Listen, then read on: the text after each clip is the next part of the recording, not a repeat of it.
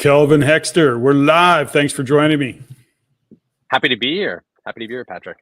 So what is the phrase? The end is nigh in Edmonton and in Alberta real estate market. We're about to jam into a slump cycle. It's crashing. It's going to burn because we can see the future. Mm-hmm. Okay, that's kind of a clickbait kind of opening, but what's your thoughts? Tell me about Edmonton. Let's talk about Edmonton real estate. You're in it. You're in the trenches. Calvin Realty. This is what you do. You work with investors. And I want to talk about the housing market in general. Hold it. Let me get to plant this seed for you. Okay, here's the thought process. Right now, everybody's talking about, damn, housing prices have got to come down, affordability. You know, my kids can't buy a property, and if you're not making $200,000 a year, you'll never be able to afford. I get all that, by the way, and I'm not making any of that wrong. And it's not that I disagree with it. You know, it is really difficult to see a number of young couples, young people who literally cannot afford to buy a home, to the point where they're just going, I'm done. I don't want to buy one anyways. Like, they're justifying it and doing that.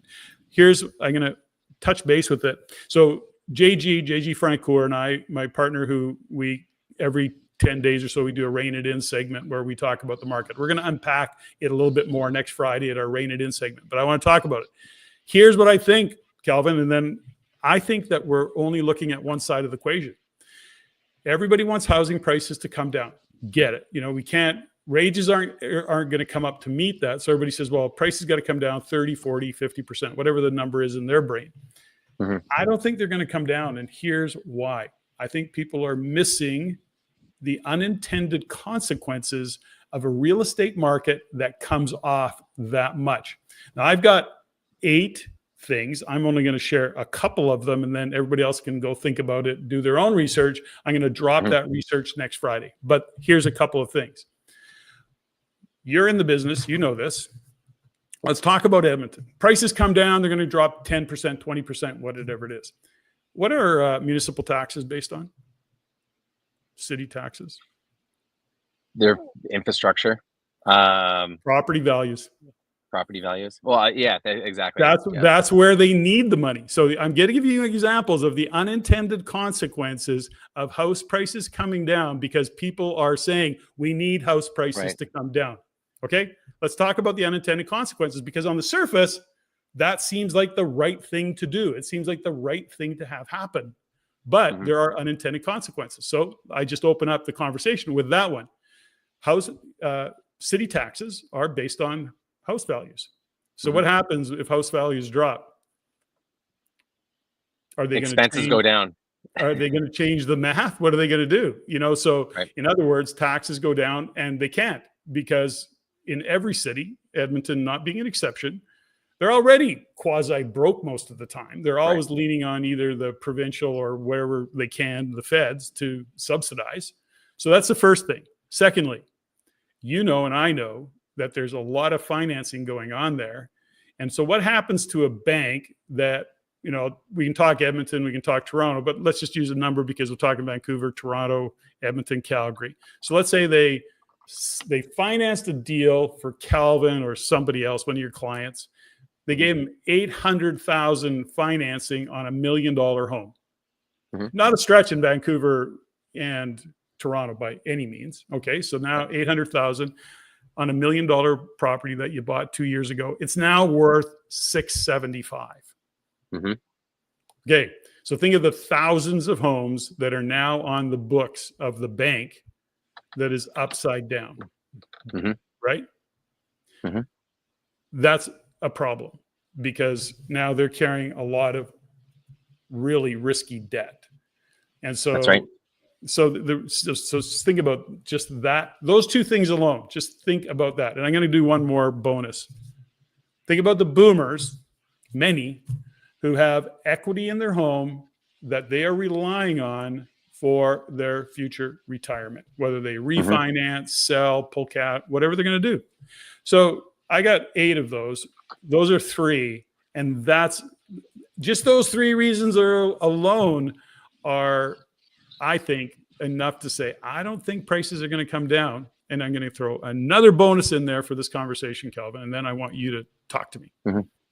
And the bonus conversation, where was I going to go with it? Now I've lost the plot.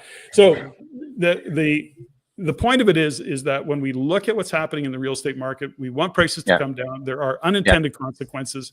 And I think the fallout from that is going to be very strong, because guess what? At the end of the day, politicians want to get reelected. So there's a huge cohort that's going, if prices come down, we're going to vote for you. But there's a lot of people, if prices come off and this is what happens, we're not going to vote for you. And I think that's something that we, absolutely do not want to step over. So these are all things. What's your thoughts? Yeah, I mean, is that an argument, or am I full of shit? Maybe I'm full of shit. What's your thoughts? It's a tug of war match. I mean, you have one opposing force. You have a lot of first-time home buyers that are wanting to get into the market, that are sick of renting, that want to engage and build roots for their family. And then you have those that are selling the homes that want to get top dollar. And it's two opposing forces, two opposing goals. So it's, the win-win is, at the end of the day, in a real estate market, I don't want to say there's ever like a perfect real estate market, but not having major fluctuations, like in some of these larger markets where you see that's very, very stressful. It's stressful on both sides, right? Mm-hmm. And one thing I can speak about Edmonton, being here as long as I have and knowing the market as well as I do, is we don't usually see this. Our valleys are like Saskatchewan. So it's like, we're like the prairies where it's like, you just see a little bit of a dip, and then, we just continue. Edmonton's the most affordable major city in the country. And it's so consistent. And it's, and the consistency is really where a lot of people appreciate that, because they don't want to have the high risk. Think about the people, like you talked about, the boomers that are, a lot of them aren't set up for retirement. The pension plan's not going to be able to subsidize their living expenses. They are relying, in a lot of cases, on the biggest asset they own, which is typically their home. Most of them probably don't invest in real estate, might have some RSPs that get taxed like crazy. And they want to have a level of certainty, right? Especially with those. And there's a big transfer of wealth that we know is happening right now, that is happening this decade. And if we see those major fluctuations, it can literally wipe someone out. You're going to be seeing these senior citizens working at Tim Hortons just so they can get by and pay for their basic rent, and it's just, we don't want to see that. And I think a lot of people love Edmonton is because you just typically don't see, I don't think we're ever going to. And the Alberta, one thing we talk about, are we going to see prices down? I do think we're going to see a bit of softening, and we're seeing it right now. We're seeing 100%. Calvin, I'm telling you, you are going to see softening pricing for sure. 100%. Okay, so when you're standing, on the street in Edmonton or at your home, just look south to Calgary and go, oh, look where Calgary went. We will follow. Edmonton will follow that. History doesn't necessarily repeat, but historically, Edmonton follows the path of Calgary, up and down. And right now, of course, Calgary is kind of in the middle of their slump cycle, and it may hang around there for a little while, and Edmonton will follow suit. It's just probably a year down the road. So anyways, that's my own thought process, but I don't think there's going to be a big crash in really anywhere in Canada off of 2022 highs. 100%. They're already way off. But in terms of detached, single family kind of properties, I just don't see it happening. I completely agree. I got 5 more reasons, by the way, but I'm not going to share them today. You got to watch next Friday. I love it. Shameless plug for the show. Shameless plug for the show. And you want to show up to that, because you want to know the full reasonings and how it's going to affect you. And again, knowing that real estate is, some of our largest investments that we hold, it's good to be educated, right? Mm-hmm. And so this is your opportunity. So you definitely want to show up on Friday. When I see the market from Edmonton to Calgary in a comparison to my parents living on Edson, they live 2 hours west, a lot of storms that come through, they'll tell me, hey, Calvin, there's hail coming through. We just experienced it. It may not be as extreme as we experienced it, but it's coming through. And in the West End, you're going to feel it. Guess what? An hour and a half to 5 hours later, we get hit with something. It could be as intense, less intense. It could be almost identical. That's kind of Edmonton and Calgary. It doesn't mean it's to be a mirror synergistic reflection, because we know they tend to have a lot higher dips and valleys, the ebbs and flows of their market. We tend to be, a little bit like this. But it is, we do follow suit. And it's not just housing prices and how they fluctuate, but it's also the rental market as well, because we know that the rental market is tied to that. And there's just, it's a ripple effect, and it just takes a little bit longer to actually take into effect overall. So there's a couple things, right? I have no attachment, as you know. I don't sell real estate. I love working with guys like you who are in the trenches, but I don't get paid. You're not paying me to sell real estate. That's not what I do. I have no attachment to it. You buy real estate, you invest in real estate, you don't. I have no attachment. I'm really only ever looking at what's going on economically, and I'm looking into the future. So that's it. So from a investor point of view, myself, and for you who work extensively with real estate investors, our job is to look into the future. The problem is that the human psyche doesn't, we can't, I mean, we have the attention span of a goldfish right now, right? So in other words, when I talk about what's going to happen in a year from now or 18 months from now, people don't think about that. They're going, yeah, no, it's okay. Well, this is the real estate game. It's a slow game. You have to allow for those ebbs and flows that are going to happen over time within different cycles of what's going on. And it's not to say don't invest. It's to say, pay attention. What are you doing? How are you leveraging? What is your cash flow? Where do you see it? So for example, right now, when we talk about real estate investing, and I want to say, you're hosting the REIcon event, Real Estate Investor Conference in Edmonton, September 6th, 7th. Is that correct? 6th and 7th. And we're actually opening up the 5th, which you're going to be a part of as well, which is called an Invest in Yourself ticket, which I'm really excited about. Such a great addition. So you're going to learn a lot, lots of amazing speakers. You'll probably have 300 or 400 or 500 people in the room in Edmonton at a beautiful facility, JW Marriott, downtown Edmonton. I mean, it couldn't be a more or a better equipped venue and top notch. So I love it. And we're going to be there. So definitely we'll put stuff in the description and links below to join us at that event. So here's something that I want to also say. I think interest rates, we got to talk about interest rates. Everybody's saying they're not going to go down in 2025. They could be correct. I certainly have been really wrong about interest rates and certainly the timing of interest rates. But right now, I'm looking at interest rates. I'm not doing variable, by the way, and I've had to renew a couple, and I got lucky. I actually got a couple at 3.99. I went. And you locked it in. You locked it in at 3.99. I did. Do you traditionally go fixed? Like 5 years ago, if I were to. No, I usually go variable, but I went fixed. But you have to consider, my portfolio is 20 years old. I mean, I got mortgages, my loan to value is like 80%, like it's, so 20%, sorry, the other way around. So the point is these aren't big, but the point of all of this is I think rates are going to come down by the end of the year. I think they have to, because we start to see what's happening economically. Southern Ontario has a big impact across Canada. Alberta is doing quite well still, although it's struggling some unemployment, but most of that unemployment, by the way, is a result of so much immigration and not enough jobs to accommodate the immigration. So it's kind of a funny number that we have to look at. But I think rates are going to come down by the end of the year. Not a lot. I don't think they're going to drop 1%, but I think by the end of the year or early 2026, we're going to see a rate drop. And that will, in fact, also be what drives asset prices up. And that's kind of my view of it right now. I'm looking at it. And I'm talking about the equity market as well. So that's kind of my view of a little bit of what I'm seeing, in my thought process going forward. Now, let's talk about real estate investors specifically. Is there some great opportunities in Edmonton right now, or what's going on?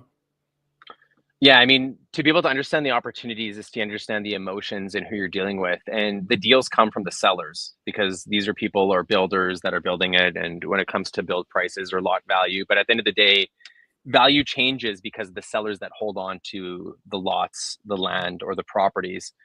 And if they're willing to offer you a deal, something happens to them something would have had to happen to them emotionally to allow them to release the value of that asset at a lesser discount than what you're historically seeing in the previous quarters, right?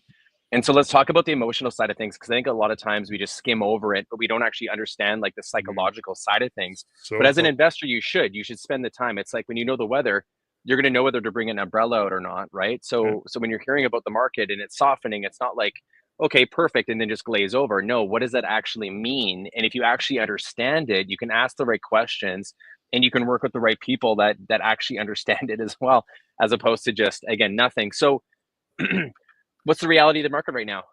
Quarter 3, 4, and quarter 1 were busier than what we've seen in quarter 2, quarter 3. We are typically, historically, June and July are the busiest months in real estate, but we're seeing a slowdown in the busiest months of real estate. Mm-hmm. So because we're seeing a slowdown in the busiest months of real estate, and we're seeing an increase on our inventory. So our days on market is increasing and our months of inventory is increasing. Typically, that's a good indication to me that property value will start to drop, because there's this you're not seeing the multiple offers, you're seeing less urgency. So now prices have to get adjusted. The challenging part for most realtors is comprehending comparables in a contracting market, knowing that the sale prices from 2 weeks ago to a month ago to 2 months ago to 6 months ago, in Not which the the same. window they typically are taught is not accurate. And so now they have to interpret what the pricing needs to be to get the activity that the sellers are expecting. And the sellers are expecting a level of activity based on everything that's around them. They're a satellite. What's CBC saying? What's their friend at, the friend that sold at the beginning of this year? Hey, Todd, I sold my house. It was 5 people offering. I went 50K over asking. Guess what? That person's now expecting the exact same result. But guess what? We're not the exact same market. Things have changed. So in a position now where we're seeing for sale signs come up on their lawn, and instead of sold stickers being slapped on within 29 days, we're now seeing 40 days, right? If it even sells at all. And the only way to sell is by being more attractive than your neighbor. And instead of 1.9 months of inventory and say 4,000 other sellers you're competing against, guess what? Now you have an extra 2,000 sellers that you're competing with to sell their home. So are the signs going reduced? Are they having the sticker across reduced? No, I wish I had a digital billboard where I could like send messages to like the neighborhood and maybe that's a thing we'll do one day. But you don't see it as often as as you probably should. But no, that would be fantastic. So we are seeing, we're seeing a position right now where sellers what's going on? Based on the comps a year ago, 6 months ago, my property should be selling and for more. And now they're having to really take this, this haircut from where they felt like they were at to be able to sell. And I think we're going to see more properties that are pulled off the market in quarter 4 and go for the mulligan in 2026 than we've historically seen in the last 3 years, because sellers are not willing to accept the price that the market is willing to give them. And again, just understand, your property is only as valuable as much as someone's willing to pay for that asset, right? So how do you make your asset more valuable so then it sells? And it's all based on value. What is the property offering you based on the price and etc., right? Make your property the most valuable. But I do think we're going to see the largest bulk of properties pulled off the market. And for those sellers that can hold on to those properties, either because they're going to tenant it. And I think what we're going to see is a lot of these good properties that are renovated, that are ready to sell, with sellers aren't getting the prices that they want, tenant them. Those properties are not going to look the same next year. You and I know this, especially because a lot of these are, accidental landlords. Put these tenants in, these families of 6, 7, 8, 9, 10 people in these houses. Guess what? You're going to depreciate the shit out of your property due to the activity in that property, worse than the market will ever do to you in Edmonton. Yeah, it's going to get and a lot of people don't realize that. Yeah. So much stuff to unpack there, but there is a lot to unpack in that. But I want to go back to something you said earlier, Calvin, just around the emotion of things, because when you start to look at how many decisions and investment are made emotionally, and we often and always say, take the emotion out of it, just look at data, look into the future. Where are things going economically right now? I think, and Edmonton is the same as all markets, just varying degrees. But the emotion right now is a lot of people are just fearful of what's going on economically. They're finally seeing some headlines about what's going on in terms of the condo meltdown in Toronto or in Vancouver, and the softening market, and jobs are getting softer, and we don't know what's going on with tariffs, and Carney's busy. Trump's become the new fall guy for their 10 years of mismanagement. It's hard not to drop F-bombs in this conversation, but the point is there's lots of emotion behind it, and this is what you're suggesting. But I also think where some opportunities for investors live, which is I say it all the time. There's no bad time to invest in real estate. They're just the wrong strategy given what's going on economically. And so for investors right now, if they're patient in terms of willing to go through the process of negotiating and writing offers, I think there's opportunities out there, but you're in it. What are you seeing? What are you feeling like? What's going on? With the sellers in the position that they're in right now, not certain of whether they're going to sell before winter, knowing that a lot of primary home buyers that tend to pay more money for properties than investors do are going to be starting to reduced, right? We're going to see less and less people in the market as we get closer, because possession day, know that buyers will stop shopping if their possession day lands in winter. It's not when winter starts, it's when possession day lands in winter. Just we have to understand the difference there as well. Sure. And so sellers are like in this uncertain state. And I can tell you, most sellers that are feeling the way they are right now, which isn't good, which isn't a great feeling, most of them will not adjust their list price, but they will accept a lower price. Okay, that's my biggest hint. We work with a ton of sellers. Like that's the bulk of our business, is we work with a ton of sellers. And the feeling is I want to stay strong, because they almost feel like it's a position of weakness when they have to adjust their price. It's somehow tied to their worth or value. Yeah. But no, a lot of them are going to and be willing to accept a lower price. And this is the opportunity to be more creative with your offers. This is where we see more creative finance deals, be established, is when we start to see shifting into the markets like a balanced, and especially into a buyer's market, because sellers are still hung up on prices that we saw in the middle of 2024, when we saw these records, right? A lot of them just get married to this price. They hear it in their head, whatever it is, they got an appraisal done. And so they'll do whatever it takes to get back there. And that's why you as a buyer use this opportunity to learn creative financing, how it might be able to help support your financing goals, maybe lower interest rates, whatever it is. But I mean, right now, average sale price to list price in our typical seller's market that we were seeing, 98.5%. When we start to see a shift, it's not uncommon to accomplish 94% or better of sale price to list price ratios. So do your math on what that looks like, whether it's $1 million, $400,000, or a $200,000 condo. Just know that there's more opportunities, and you just simply need to put the offer in that allows the deal to make sense. And if it doesn't make sense, that seller might be knocking on your door.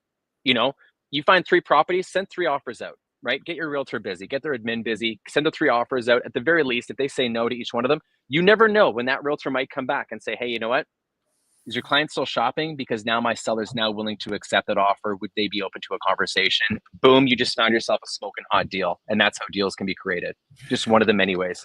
Yeah. So perfect segue to talk a little bit more about REIcon. So the Real Estate Investor Conference coming up September 6th and 7th in Edmonton, and with some bells and whistles on the Friday. But having said that, I mean, you talk about kind of strategies and very, kind of advanced strategies. Those are some of the conversations you're going to be having at REIcon. Some of your speakers, you've got an all-star lineup of speakers. I'm honored to join you. I'll do an economic update or whatever else you've got me doing, but I'm happy to do that.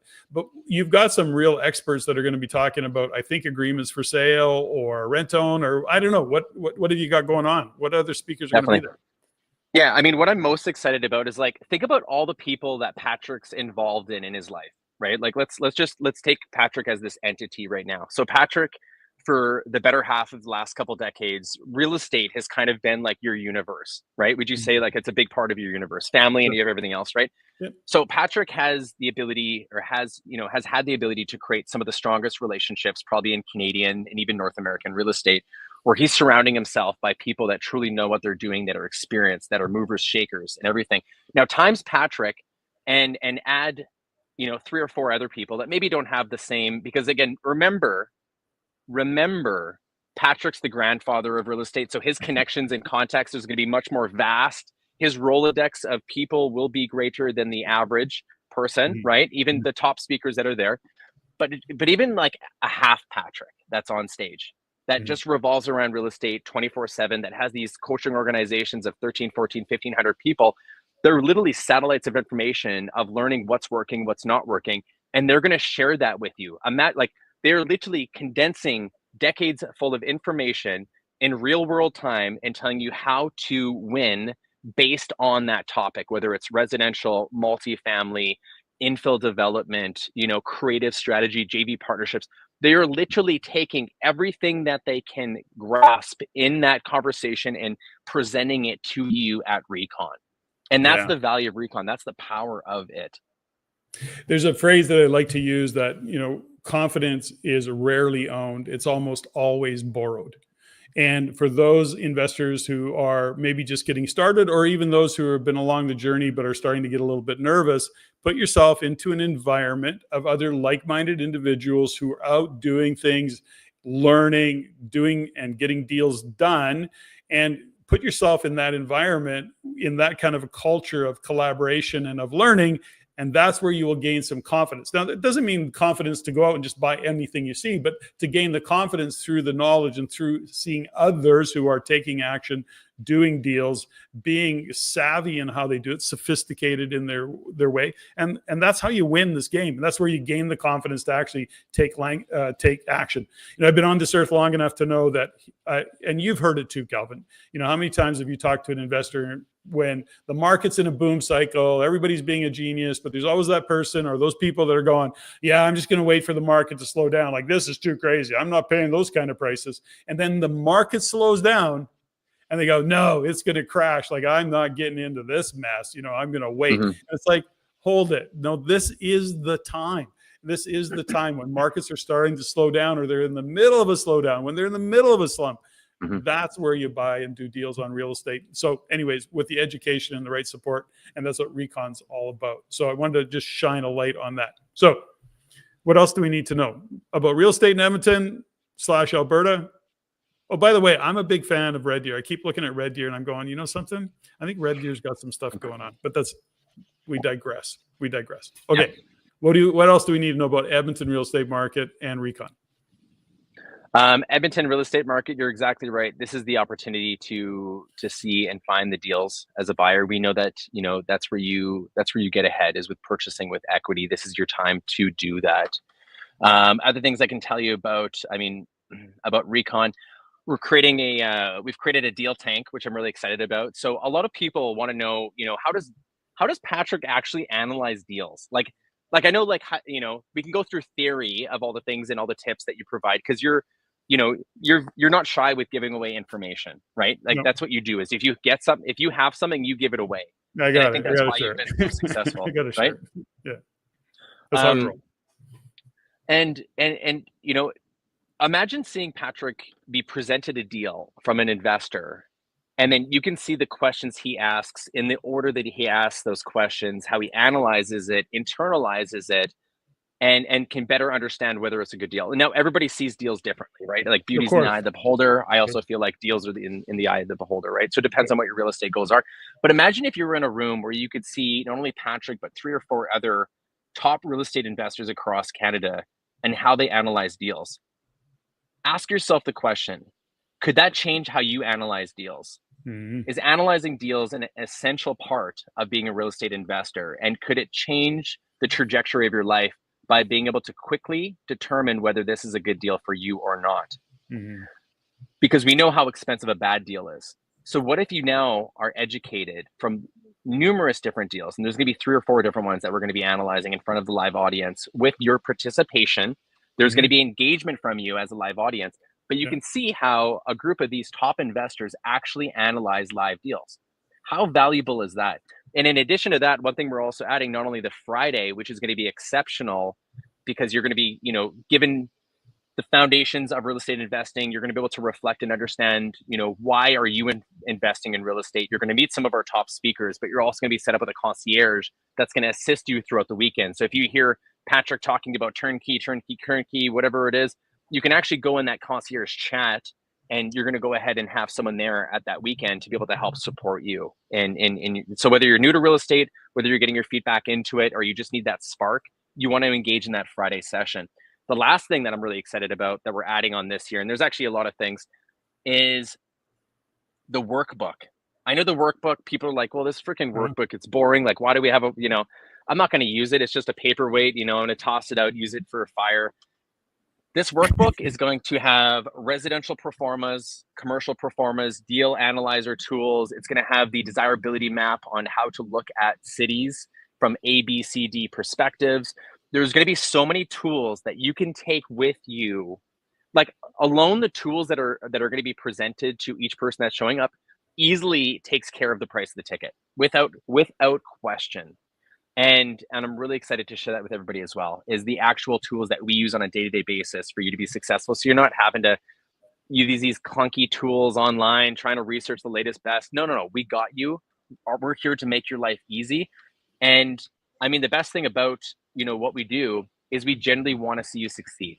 So when we have these meetings, it's like, how can we make sure that everyone in the room has the best experience and help them define the next step in their real estate journey? That's literally our conversation. And that's how this is all adopted forward, which I'm really excited about.